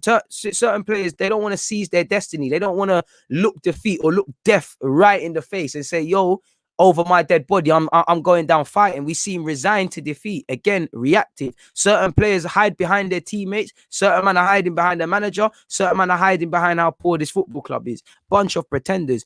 And he's also said we have addressed this very calmly internally, and everyone agrees that we have to change this very quickly. And obviously, he said in relation to this, he said, we're getting red cards, making mistakes and standing out of position. These are things that, bro, the last 2 red cards can happen, but making mistakes and standing out of position, these are choices. A mistake made more than once becomes a choice, you know. These are things that we have clearly addressed 1,000 times. In the end, it's a lack of focus on the part of players. So, you know, a lot of you are Caribbean that listen to me, right? What did your mothers tell you before they beat you for ramping? Who don't hear must feel. These lot are not hearing the lessons Arteta is learning, telling them. They're not trying to learn themselves, so they must feel it. The pressure is on all of them. You know, fetish of failure, you sit 15th. Again, prior to the latest round of fixtures, there was 5 points separating 10th from first place. I'm not saying Arsenal are going to win the title. I'm not even saying Arsenal are going to be the top 4. But what you should have is commitment and discipline to at least still be within a shout. Now, this season is all about saving face. Right now, you know, we're looking at probably getting rid of Arteta and telling Sam Allardyce, no, do not go West Brom. We need you. And I rate Leno. Obviously, he ain't named names. That's not going to help anyone. But that is it. You know, tactics, improvement, all of these things lie with the manager. But there's things that you've got to be accountable to. Like he said, the coach is not an issue in the dressing room. There's no criticism of him. We criticize ourselves and the players know they are responsible. Pardon me. We actually have the quality, but suddenly this break came, but no one can attach this to just one person. Of course, if you look at the statistics, we obviously missed the goals, but the offensive isn't so much a problem. We're just making the game way too slow at the moment because you're scared. The opponents can always sort himself out, and that makes it difficult. And that only comes with the mentality. We're not pressing. People are just happy to do their jobs. Look at Danny Ings yesterday, or even Harry Kane against against us. They're tracking down our attackers. They're doing more than that should be. But Arsenal, it seems like we're just happy to play that pass. We're just happy to try and do our job. We're just happy for someone else to take blame. I'd rather someone try that difficult pass, it doesn't work out, and they counter-attack us, than this resigned to defeat, this woe is me approach. Because some of you are pretenders. You all talk off the field. We hear talk or fight on it. And again, 10 men, 35 minutes or so, you remained in and you got a point and you're going back in the game. There was fight. But that's not what I call fight, you know, because too often than not, we're reactive. We're reactive in that game. Southampton looked like the home team. You know, go and look at the goal they scored. That was poor. Southampton looked like the home team. Villa looked like the home team. Wolves looked like the home team. We were begging Leeds to allow us and go easy at the Etihad. Spurs, they capitalized on our mistakes. They knew mistakes would happen because they know we're a mistake-ridden side. Like you heard Theo Walcott's comments. He come out and said he could smell the fear in the Arsenal team, you know. And like he said, people, you know, they've been addressed 1,000 times. He said it's not to point to anyone internally. Everyone has screwed up here at one point or another. To be fair, Leno, you definitely have. But I like you come out to, you know, you come out and shoulder the blame. Mistakes like this happen, but they shouldn't be repeated. Even after being sent off, we still had the chance to equalize and win the game. And for me, it's a bit like Leeds. I know the red card becomes a talking point, but we didn't start the game well. You know, if you start the game well, this could just be a blip we're talking about. And you also spoke about Mesut Ozil. He said that is, of course, a difficult question. He's not even registered for the first half of the season, so he wouldn't be an option until January, if at all. The manager made that decision. Of course, Mesut has exceptional quality. There is no question about that. But the manager selected 25 other players. We have to accept that. He trains quite normally. He behaves professionally. He gets on with everyone else. Mesut does not bring any negative energy into the group. Everything else is not in his or my hands either. So it is what it is. Keeping up with people who know what the hell it means like to be at this club. Bukayo Saka, you know, in short, killed me to see his tweet. Saka, in a positive way, shut up, bro. You don't need to say sorry. You don't need to say sorry. Because 9 times out of 10, whether you're playing good or bad, you know what it means to play for this club. You're fighting. You look like someone that should be an Arsenal player. You're trying your best to live up to your, not only the badge, you know, not only the badge and the club and the fans, but your name on the back of your shirt and also that number 7. So Saka, it is what it is, you know. Gabriel as well. You got red card. You said, you know, you hurt yourself, but 9 times out of 10, you've been quality for us. So, you know, clip to the ears for that stupid red card, but we move. And like Saka said, these games we should be winning. And I feel like when we get one win, we'll pick up a few and build momentum. Times are going to change. We'll start winning 100%. And I'll say, Saka, I don't get the vibe from your teammates that they want to win a game, my brother. I don't, fam. I don't get it. They don't go out fighting. They're reactive. I didn't see this team start. You know, you don't concede a goal 18 minutes into play, people. If that is the case, you don't. You really don't. Arteta himself said on the result, he said, considering the fact we've played 35 minutes with 10 men, we have to take the point because we showed some resilience and character to hang in there for so long against a really dangerous team. But at the same time, we're disappointed because we came back after conceding the goal. We showed how much we wanted it, created some situations, and at halftime, we corrected a few things. We came back really strong in the game, scored a goal, and then we had the best moments. We shot ourselves in the foot. It obviously made it really hard. Obviously, he's going to be frustrated with the number of red cards. On why Gabriel was sent off, he said, I don't know. I was really disappointed with the 2 yellow cards, one on Danny and one on Gabby, because there are many other incidences during the first half that didn't get one. Obviously, that is going to affect your game. Then the second one, yeah, exactly. So again, he's learning from digging out players. Gabriel, you know, he needs no introduction. It's 2 stupid yellows. You know, probably shouldn't have been booked for the first one, but shouldn't have put his way into that. Even the yellow he's conceded, the second yellow, you know, that's what I love how Gabriel needs to get tight, but he's got to be a bit more mature, you know.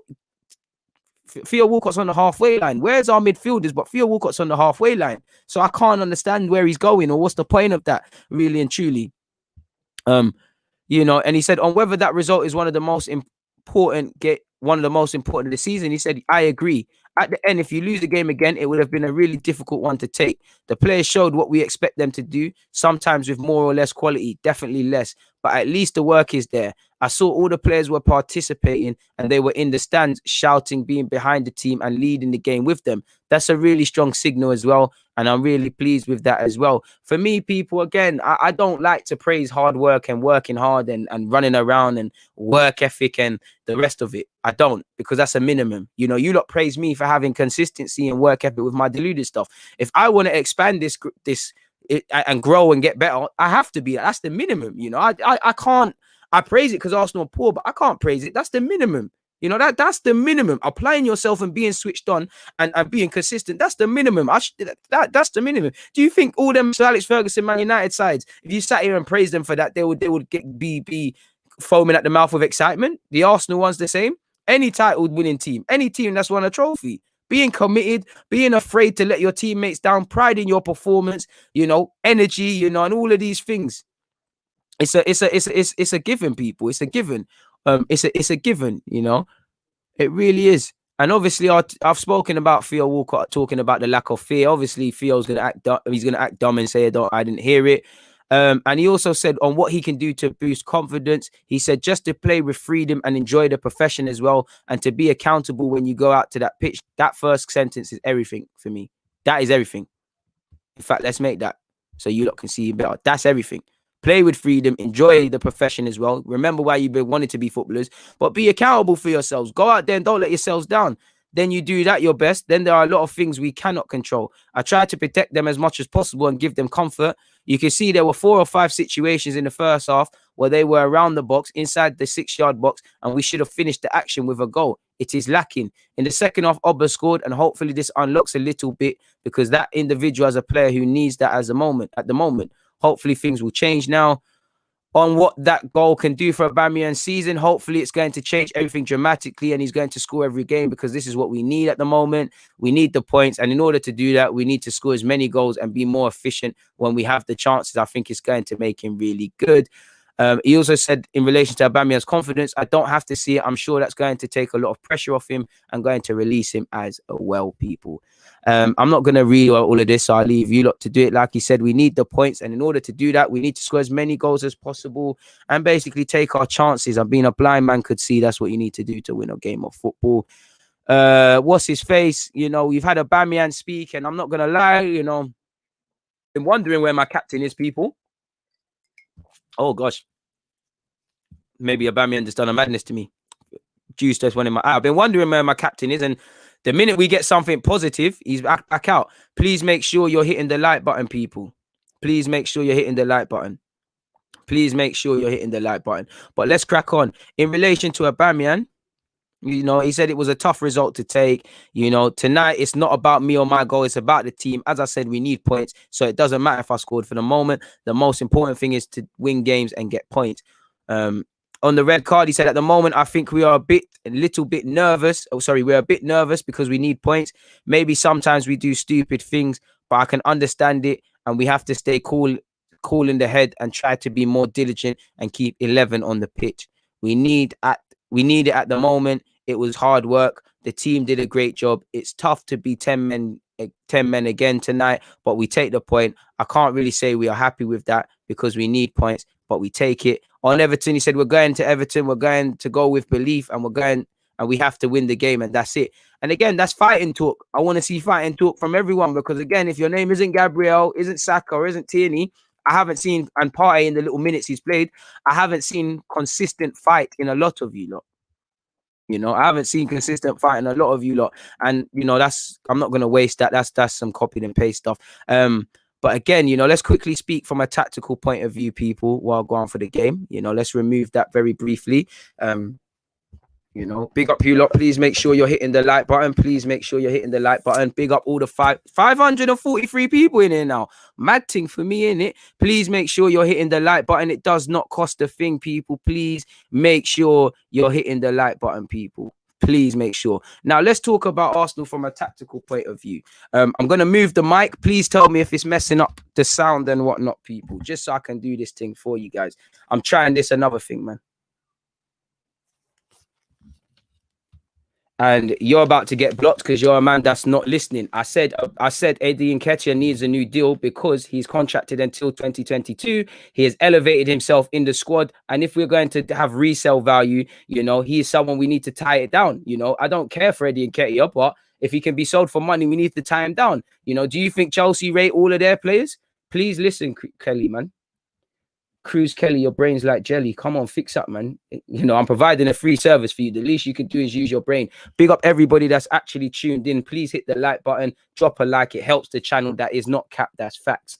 But yeah, apologies, people. I've tried to do this a new way, and I wanna, bro. It's so difficult doing this with a MacBook. But hoping you lot can see this properly, people. Okay, cool. You can. That's our goalie. Now, obviously, against Southampton. That's Theo Walcott. We went with 3 at the back. Now, obviously, that was to deal with these wide areas and deal with Danny Ings when he goes in behind and Che Adams. You know, with Che Adams, they dropped deep. At times, you know, Southampton got 11 men behind the ball. They're impressive. But we went with 3 at the back, right? Cool. What I saw that was impressive with Southampton is whenever we broke, they were, unlike us, they were surrounding us. You know, there was men there breaking them down from an attacking point of view. When they were attacking, you know, if this man had possession, there was options. People are flying forward. You know, someone might come short. They had options, all of which we don't see in our game consistently enough. You know, Gabriel, as much as I love Gabriel, he's let himself down several times. I've been telling you lot, he needs to learn and develop. But one problem in Gabriel's play, you know, is that he's my sort of centre half. He's aggressive with it. He loves to step in. He does that Koscielny stuff. The problem with, like you've seen, you're going to give away fouls. And for me, that's where it is. Now, not to scale. Let's move everybody out of this, people, and focus on Theo Walcott. Let's remove everybody and use the defence now, yeah? Let's remove that. And let's just say this is Gabriel. Let's just remove everyone. This is Gabriel, right? I actually feel what didn't help Gabriel is El Nene and Ceballos yet again are too wide apart. That actually was how we conceded the goal as well. The goal, people. You know, this is where we conceded the goal, sort of thing. Big up everyone in the comments. I'm seeing some positive words. This is where he let himself down. You know, the midfielders are gone, but Theo Walcott's here. There's no need to get that tight, and there's no need to bring him down. You know, I think there was an option to the left for Theo Walcott, but he's not going anywhere. That's where Gabriel has to learn. And I also feel where we was let down as well from a tactical point of view was the goal we conceded, simply put, you know. Where's Theo Walcott, the black guy? Theo Walcott's going to stay there. You know, you had Tierney there. You had whoever's on the right-hand side. We had Bakayos. You know what? You probably had Tierney there, Saka there. And you had something along those lines. Again, not to scale, people, and just to make it look a bit prettier. But their goal was actually a very good goal, you know. Southampton's goal was actually a very good goal to score, people. They were, you know, Theo Walcott's actually in his own half and helped build it. Where we're disappointed now is, you know, it's here. Ceballos is nowhere to be seen, not tight. El Nene's missed it, you know. El Nene's missed it. Where Gabriel hasn't helped himself is he's now gone extremely deep and tried to win it and missed out, and he's vacated that area. Now, this is Bukayo Saka and Tierney. You know, Tierney actually in the build-up, Theo made that run, and I don't think he was tracking him. I think he's, you know, Saka's actually trying to run back. Theo's got in between. Theo's got in between them, people. Absolutely in between them. You can't afford that to happen with a guy like Theo Walcott. You know, that was the only time Theo Walcott was really in the game. You know, you've let him go, and he's gone and scored. So again, you know, you had Gabriel charging out.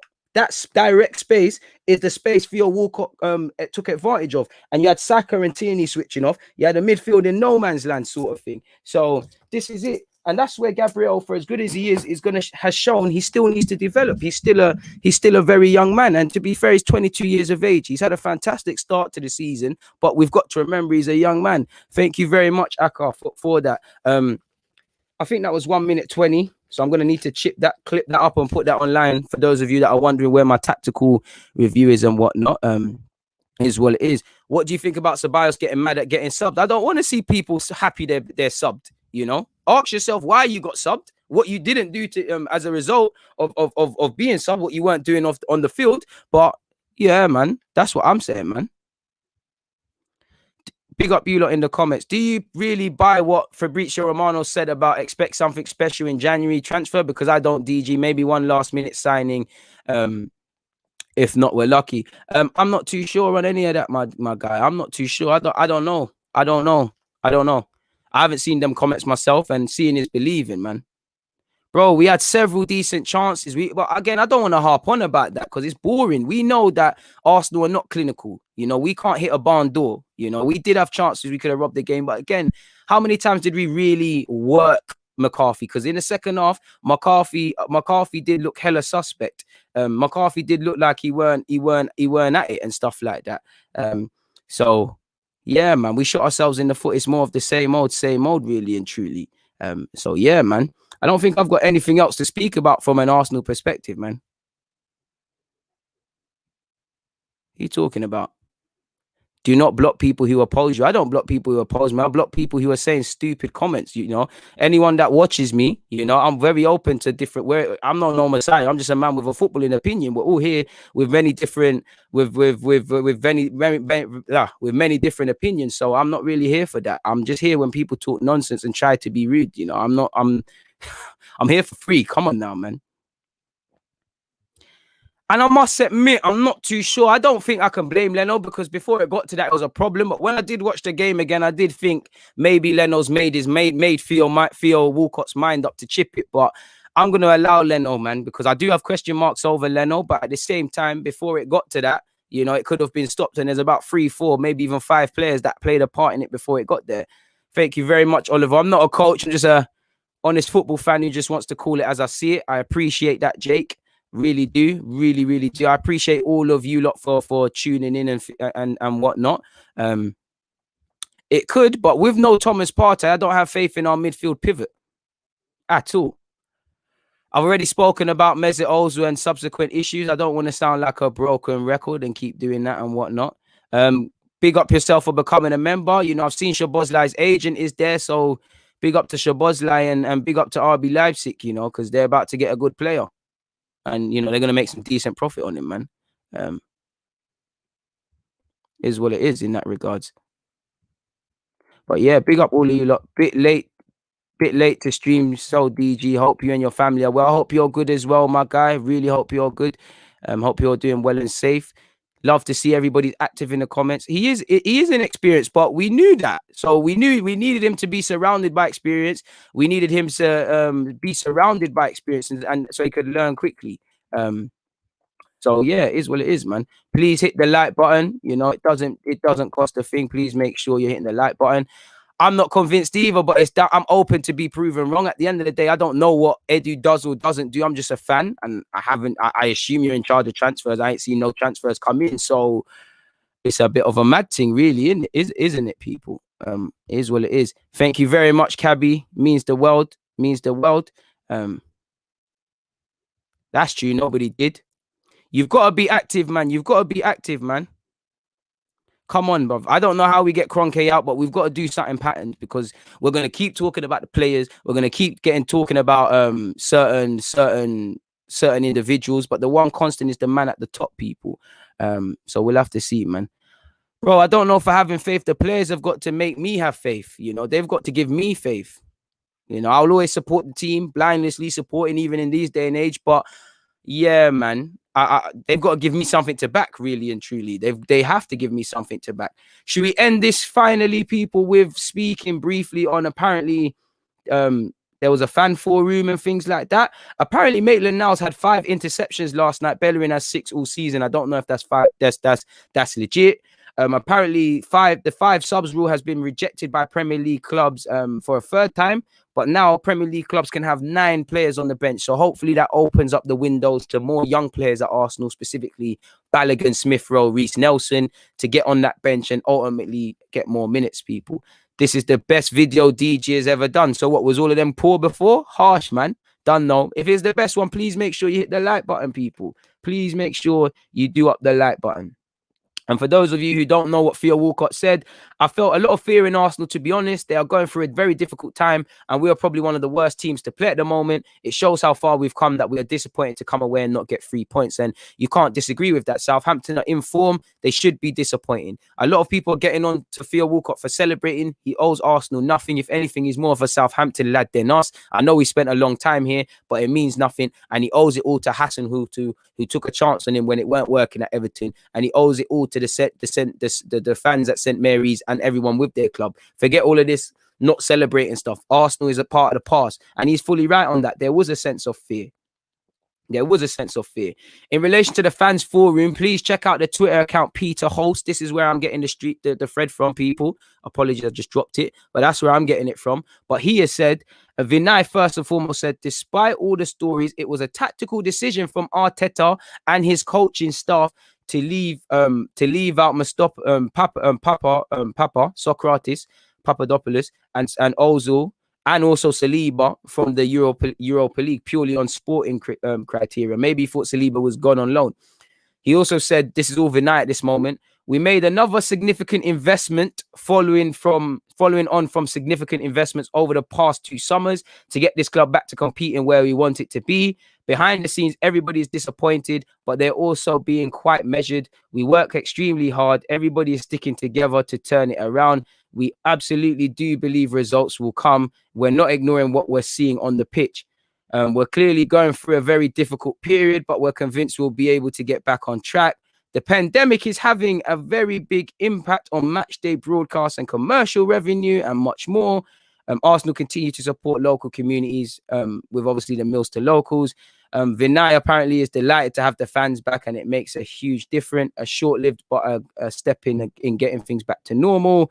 Apparently Edu then came and got involved, and he said, I tried to be as open as possible. I like to hear from you. As a Brazilian, I'm very open. I'm not scared to say things. We're not comfortable in this situation we're in. He said, every single club has problems. The stories about a split between the players and Arteta are not true. Stories about the players not believing and trusting Mikel Arteta are not true. It is quite clear what we need in relation to transfers. We need a player with creativity in the middle. We don't have that in the squad right now. He then said again, maybe he needs a little bit more time. He's a bright talent. We need to talk with him and Mikel to plan for next year in relation to Saliba.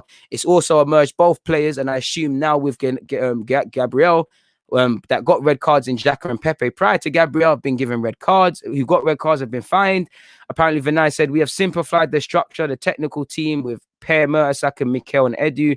Raul, as we know and have said, won't be replaced and whatnot. However, Hosfarme will.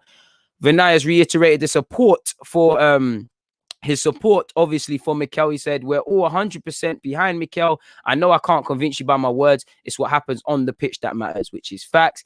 In relation to Leno, a few games ago, wearing our away shirt as the keeper shirt, he said he really likes the shirt. And apparently a lot of he praised that a lot of fan groups raised money for charity instead of the pay-per-view, which again, big up all the fans were there. As you lot know, the next meeting is planned in March/April. Big up to Peter Host, Twitter account named Peter Hoest for those of you that want to read it yourselves. It is what it is in that regards, people. So that wraps up that, people, really and truly. And you can actually, the official minutes have been put on Twitter. I mean, put on Arsenal.com. There's actual official meeting minutes. So make of that what you will. There probably is a bit more in regards to that, people. So we'll have to see, man. Hit the like button, smash the like buttons up. Come on, man. But I'm not going to lie to you, look, there's really nothing more to add, people. We've been here for a hot second, people. We've been here for an hour and 37 minutes. Trust me, I can do what I think. I can do what I like to do. If I want to talk, I'll talk. I saw someone's comment about this guy reads too much. You should be talking about the fans. If you want me to speak to you, pay me. If not, shut your effing mouth and let me do things how the hell I want to do things. So big up people that are there, man.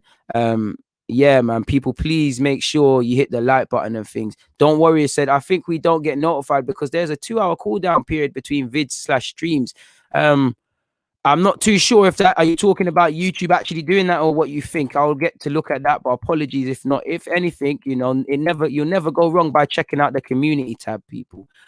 So yeah, everyone big up yourselves. I'm gonna get out of here, people. I've really enjoyed speaking to you lot, but we've been here a long time now. I'm tired, you're tired, and there's nothing more to add. I'll be back again, people. Thank you very much, man. It means a lot that we're here, man. So yeah, man, I'm gonna get out of here. I'll be back again, but for now, people, hit the like button if you haven't. Subscribe if you haven't. DG Nation, I'm out, man. People, DG.